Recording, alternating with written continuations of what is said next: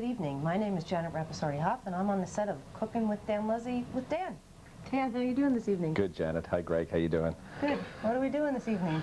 Oh, boy, I was going to do an eggplant dish. You can attempt to make this at home. It's a little more involved. You might just as well say I'll order that out somewhere, but we're just trying to put a little bit of a different spin on these eggplant rollatines you see. They have some cream and spinach usually and stuff, and we're trying to refine it a tad.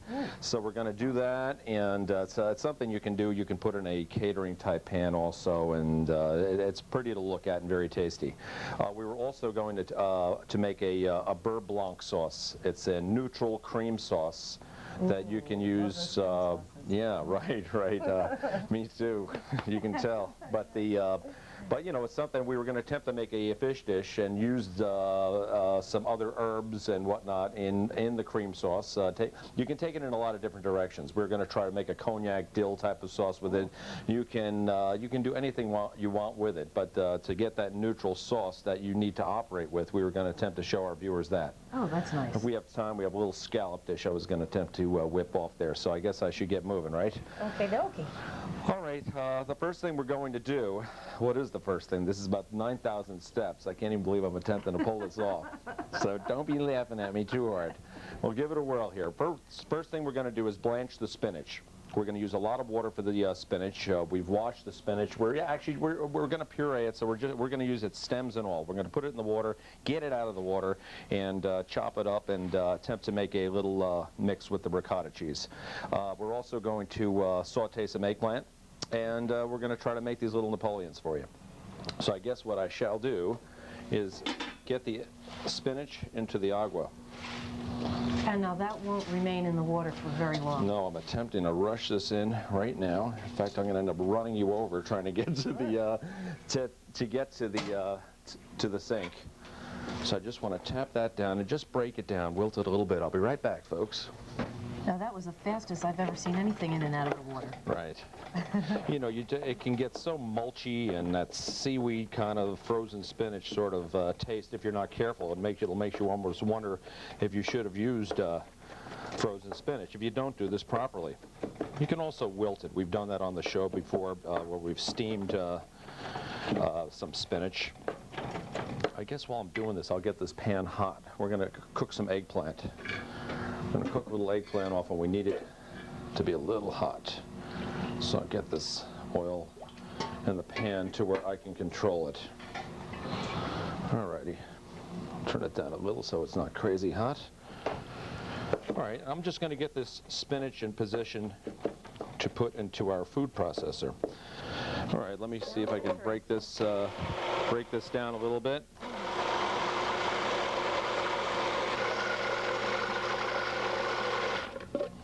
Now I can see why you're using fresh spinach. I think frozen would really be kind of stringy and sort of mushy. Yeah, it gets that certain aroma too. You know, I just can't take it. It's why I wouldn't eat it as a kid. But you know, you get a seaweed is what I call it.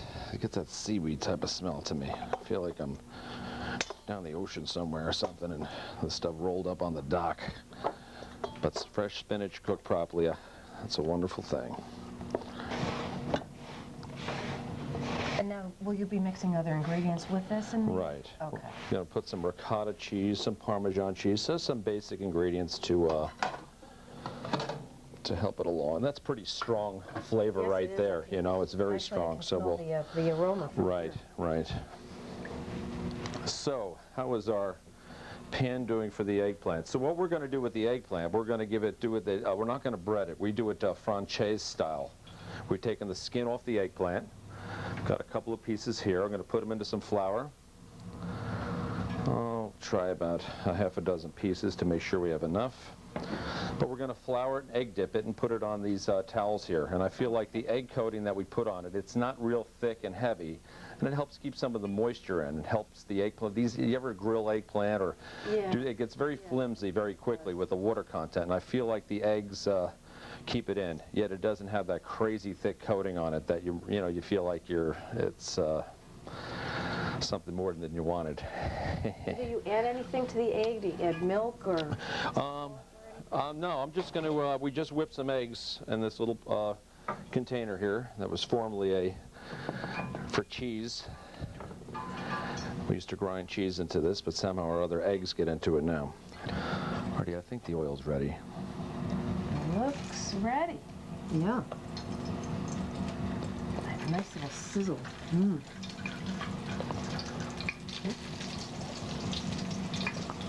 I'll just go with 4 pieces. And now, how long should they be in there before you flip them over? Oh, that's something you just have to go by eye. You just have to go by eye. And they cook pretty rapidly. You don't have to... The main thing you want to watch out for is that there is no rotten spots on the eggplant. They will never cook. Make sure they're nice and you've cut any of those soft spots out of the eggplant. You have to really watch out. What do rotten spots look like? Rotten spots, soft spots. It has rotted though, but you really have to watch out for that. I'll tell you, biting one of those, forget about it. Woo, forget about it.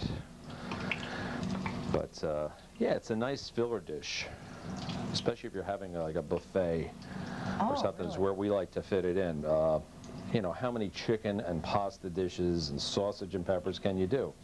And this is something that could really fit in nicely with a couple of items like a pasta, chicken, and that sort of thing. And now, is this something you can make ahead of time? Yes. Oh, that's good. And now It sits well in the refrigerator. That's a nice golden color. Right. The color that they should be. Right. I noticed you turned that one over and not the others. Is that because it's smaller than the others? Just because I'm a little slow this morning, that's all. Right. But yeah, you're right. Almost forgot that.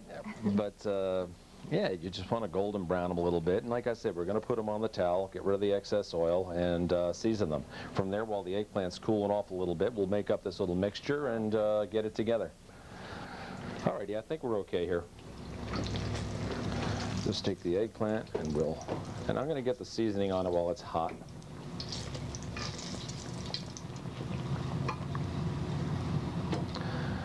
Okay, I guess we'll put that over there. I'm going to tap a little oil off of it.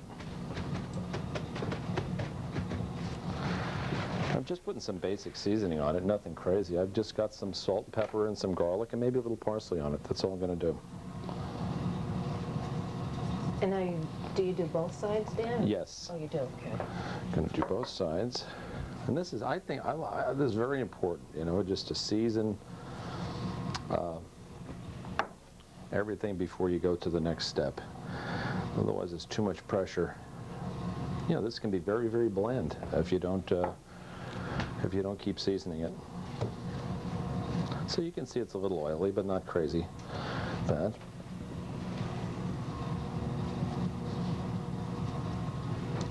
A little garlic and salt. And really, not a lot of preparation at all. I mean, it's fairly simple. Yeah. At least to this point. Right. Believe me, this is a tad more involved than sauteing a little bit of chicken in the pan, I'll tell you that. And we'll just add a little parsley to it. Actually, the parsley isn't that necessary. All right, well, this is cooling off. I guess we'll get started on this little mixture we were talking about. Keep some of these same ingredients. We're going to add some basic salt, pepper, and garlic. That is granulated garlic. Oh. I can't see raw garlic in this. This will just dissipate into the dish. Got some ricotta cheese and some Parmesan cheese. And how much ricotta to spinach you want to do is just your own choice. You know, there's no set 2 ounces of this, 3 ounces of that. You've just got to eyeball it.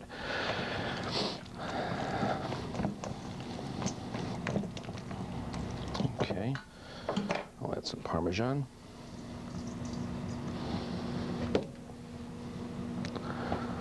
Little pepper, some garlic, and some salt to this also. You know, I just don't see a lot of, you know, some oregano or some spice here. I want the eggplant and the spinach and the ricotta to do most of the talking. You know, so we're going to put that creamy cheese in here. I'll start with 2 dollops there, and we'll mix it up, and we'll see if we need any more. Now, do you tell by consistency or color? How do you know? Yeah, both. Oh, okay. Color is a lot of it, though, because the spinach is strong. You have to be very careful with that.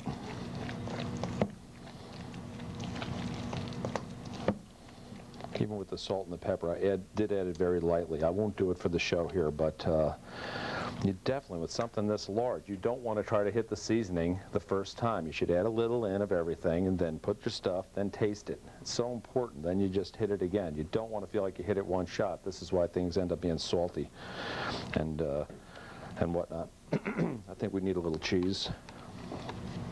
A little more here. Because this cheese, while it is rich, it will, I got a little bit of the spinach mix on you. Let me take care of that. Sorry about that. You're killing me, Dan. Sorry about that. It gets dangerous in the kitchen, Right. folks. Unbelievable. Unbelievable. But you have the basic idea here.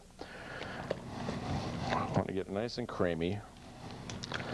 And, you know, this is one of these things that it's whatever you feel is the right consistency, whatever tastes good to you. Well, that looks really tempting, too. It really does. And you have to watch it with this. You really want to be, all according to how long you leave this in the oven. If you were going to bake this up rather quickly, let's just say I had some hot eggplant and this cream and the marinara sauce that we're going to put with this was very hot, you could add a little bit more of this cream spinach. You'd want to add less of the cream spinach filling, but if you're going to bake it in the oven for a period of time on a low oven, to get it hot while you're getting everything else together, you'd want to add a little more because this stuff can evaporate. There's water in the spinach, and you know the stuff will. So if you're serving it quickly and hot, everything's real hot, less of the cream mixture. But if you were going to bake it for a period of time, you really want to make sure there's going to be something left when you take it out of the oven. So we'll get the eggplant over here. We'll make it up. I guess we'll put it on one of these little pans. Get a couple pieces of eggplant here. Alrighty. I have to cut this to get it in position. You can make these as large as you'd like. And each eggplant slice is a little bit different. You know, they're not a uniform thing, so you got to figure a little here, a little there. So I'll try this. I'll cut a piece there and a piece there. Okay. Same thing. I'll do the same thing here. Cut them into threes. But this is nice in that it's going to be a little more petite, you know? It's going to... I just can't wait to see what you're going to do with these. No, all we're going to do is just stack them up and send you 3, 3, and 3. We're going to make a little less since I managed to drop that one on the floor.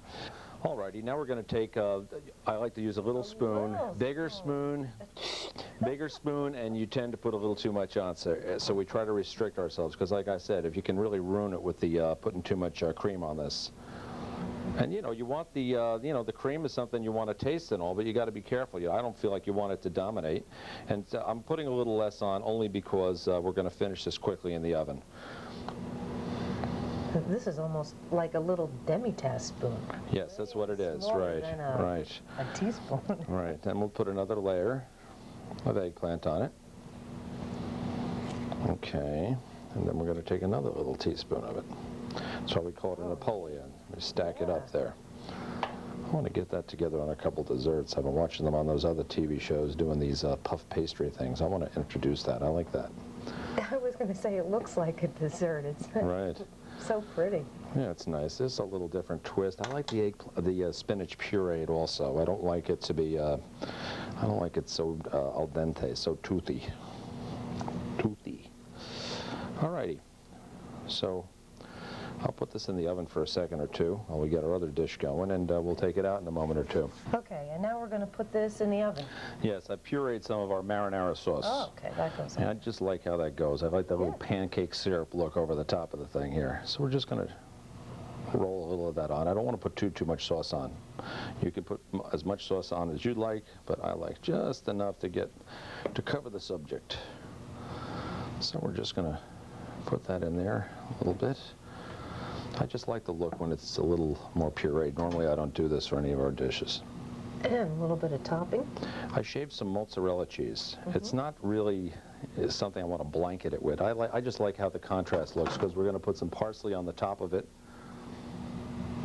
And I just like how it looks when it melts just a little bit. It's more of a garnish, actually, than part of the dish. Some of these, you know, you look at it, it's in the dish there, and you feel like you got to get a chainsaw out and start knifing through the thing. We want this to be very petite, something you could scoop out of a chafing dish. So I'll put it in the oven, and that'll melt down just a little bit. So what's our next dish? We're going to make a beurre blanc. We're cheating on this just a little bit because, yes, Like a lot of fun. my middle, yeah.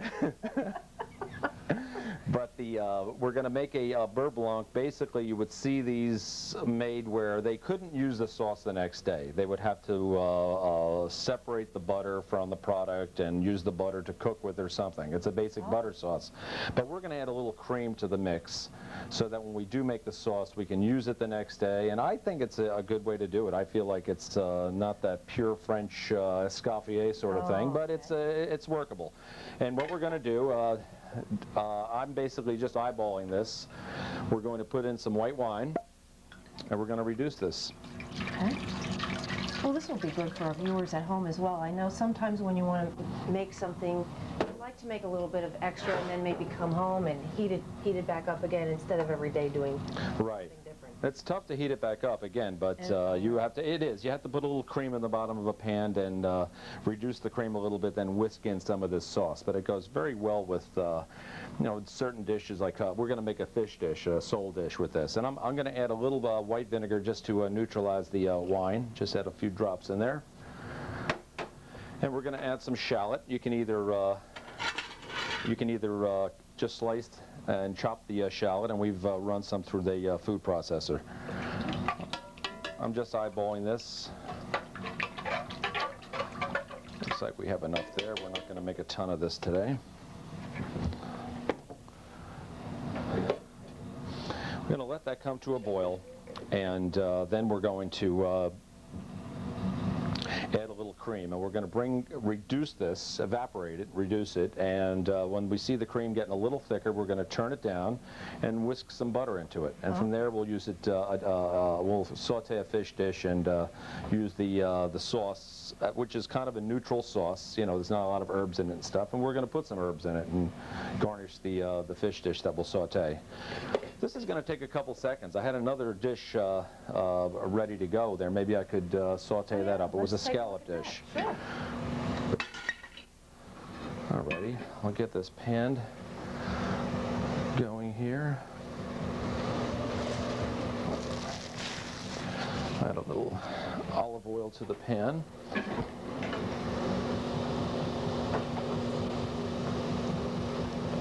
Some of that extra virgin stuff.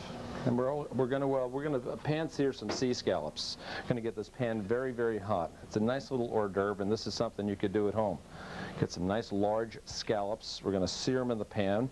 We're going to use we have a little vinaigrette dressing here that we've emulsified in a blender, but you can use any sort of dressing that you'd store-bought, whatever strikes your fancy, something you make up yourself, but this is a balsamic vinaigrette. There's some garlic and whatnot in it. We run it through the blender and it gets it nice and creamy.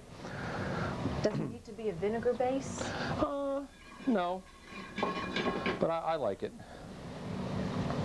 You can see that we're combining all these. I guess we can add a little cream right now. So this is where we're cheating.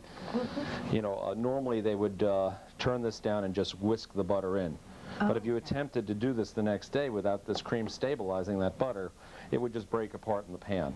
Okay, so too pretty. It doesn't sound pretty, and it doesn't sound like appetizing. right, or economical. No.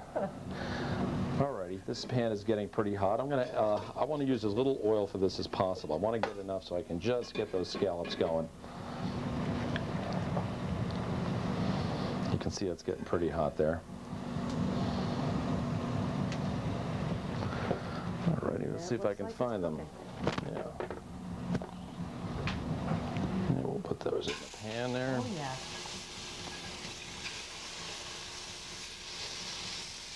Now those are huge, huge scallops. Right, they're nice, aren't they? Are they a particular type? Jumbo. I didn't know there was a Yeah, they have all different sizes for this stuff, and For the jumbo. You can never see them that big. No, no, yeah, you're right. They're a little, they're pricey, but they look very, very nice, and I like them. We just, use less of them. And you can make this, it's a nice starter course you can make if you're having some guests. Be a nice lunch, nice little light lunch, because what we are going to serve it over is some arugula Oh, great. with a little vinaigrette dressing, That's nice. How we doing here with the cream? Frothy. Right. Got that coming along. We're reducing the shallot, the wine, a little touch of vinegar, and the cream. See how these are doing here. All right, we browned them nicely on that side. Let's turn them over. Ooh, this pan be hot. I think that pan's talking to me saying, give me more oil, give me more oil. Yeah, if you put too much oil in there and stuff, you won't get that nice brown effect. I'm going to turn it off probably in a second or two and leave a lid on it just to make sure that the heat passes through it. This is one of these things, you can't do this for 20, You and your girlfriend, that's it, okay? You and your husband, you and your girlfriend. I like that, Dan. You and your girlfriend. The men are cooking. I like that. Oh, yes, that's right. Yeah. Oh, sorry, guys. Sorry. Alrighty, that looks like it's pretty browned, pretty well browned on both sides, and I'm just going to put the lid on for a second or two just to make sure the heat passes through. Okay. Notice I did turn the flame off. Yes, I did notice Flame that. off. Now, are they still cooking? Yes, I wanted to force the heat downward. It was a very hot pan, and this will cook them through. It's not like it's beef. Beef or something you may have to put in an oven. It's a higher density, but these seafood items, a little lid on the top goes a long way, and it'll help you to, it's just, I don't really like fish overdone like that. I don't want it translucent in the center, but, you don't want to feel like you can play racquetball with it or something, All right, this is, yeah, right. Alrighty, this cream is coming together. The scallops will be done, and I guess by the time we're finished dressing this dish, we'll be ready to make the beurre blanc. Okay. Let's check on the eggplant. Let's see how we're doing there. Glad you remembered. Yeah. Here we are. And here's our little eggplant Napoleon. I'm not even going to plate it on. I'll leave it just like it is here. And you can see how the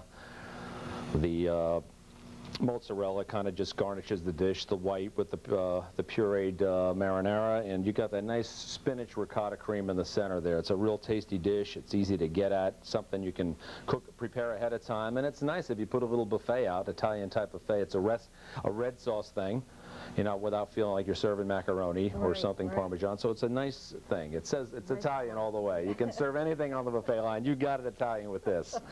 All right? Okay, that looks good. All right, it looks like our scallops are ready to rock and roll here. I'm going to add a little salt and pepper to the top of them. Just a little seasoning there. There is seasoning in the dressing we're going to put on, but not that much seasoning. I like to use this a lot, as you noticed, the salt, pepper, and garlic combination. It gives it a nice little zip. Right. You don't want to go crazy with it, but alrighty, I've got some arugula here in the pan, on the plate rather, and this is just to give you an idea. I mean, you can use more scallops, a smaller plate, a larger plate, but it's like I said, it's not something I'd recommend that you would do for a lot of people. And just put them on there. I just love the combination. I love how the flavor is with this arugula and scallop. Yeah, and the arugula looks so fresh. Yeah, it's That's nice its stuff. large I mean, leaves. It's, really, if I want to oh, it's nice. make sure I don't. Nothing better than fresh arugula. And like I said, I just happen to have a little vinegar dressing. I'm going to put it on both the scallops and the plate and the arugula. You don't want to overdo it. Okay. Use any dressing you care for, dietetic or high cal or low cal, and I'll just put a little paprika garnish around the outside. Get a little red working with the green, okay? Yep. But there it is, those pan-seared scallops. Remember, we got that pan very, very hot, very little oil. You can always drizzle a little more oil in, as we had to do also. But if you don't do that, you're never going to have that browned on the outside like that. And the arugula, just a great combination. Okay, now, I'm waiting for the fish, because I see you. The sauce is getting there. We just have to try to bring this together. We've reduced the cream and the shallot, the vinegar and the wine, okay? And what we're going to start doing, we've turned it down also. We can't have this at a rapid boil or the butter will break with this also. So we're going to whisk the butter in slowly. And I guess while we're doing that, we can get this pan going for the fish dish that we were going to accompany, have the sauce accompany. So I'm going to put a little oil in the pan. We're going to get this hot, and we'll start putting some butter in. This is just sweet butter. We're going to have to season this totally. All right, I'll whisk that in. Go ahead. Now, does it matter whether it's salted or unsalted butter? Yes, we just want to keep this as neutral as possible and get our taste at the end of the sauce and, you know, and flavor it right from there. I'm going to take, get that a little bit hotter. And we're going to take these sole fillets and we're going to flour them. Dredge them in the flour. Shake a little bit of that off, and we're just going to put them skin side down and saute them. What a nice flavor this gives, I'm telling you. And this dish is basically where I have it. I'll melt the rest of this butter, strain it, and we'll finish the dish, and we can head to the first tea. Oh, great. And you can see that sauce, the butter was whisked in and it didn't break down. The cream stabilized that, okay? It's for rank amateurs like me who would probably butcher this dish. I get into one of those. All right, and what I have here is a very fine sieve. Very fine. See the mesh on that? Oh, my goodness, yeah. And we're going to strain everything out of here, the shallot and whatnot. And then I'll... How you were going to do that. Right.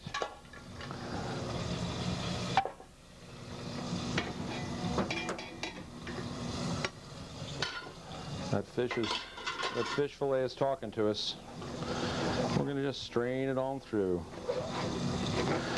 It's a pretty delicate piece, a little less dense than the scallops, so I don't want to go crazy and overcook this.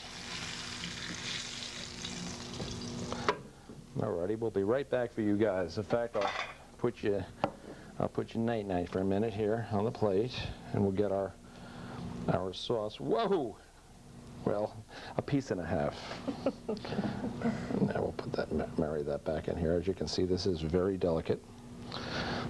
That's basically it. This is your basic beurre blanc sauce. This has got a little cognac, green peppercorn, and dill into it. We'll add it to our brown fish fillets. Get a few of those peppercorns on each. There we go. And I believe I had a dill garnish around here somewhere. Even a speck more dill over the top of it. I love that green color. And there we go. How would that paprika mix Very go with nice. that? Do you think that'd be overdoing it? Or? No, I don't think that would be overdoing it. Let me give it a check. We'll check that out for Add a nice future reference. contrast. Yeah, a little Yeah. contrast with the red like in there. We'll that. go with that. Yep. And there we have it. We don't have a name for that dish, but it was more important that we wanted to show you that sauce.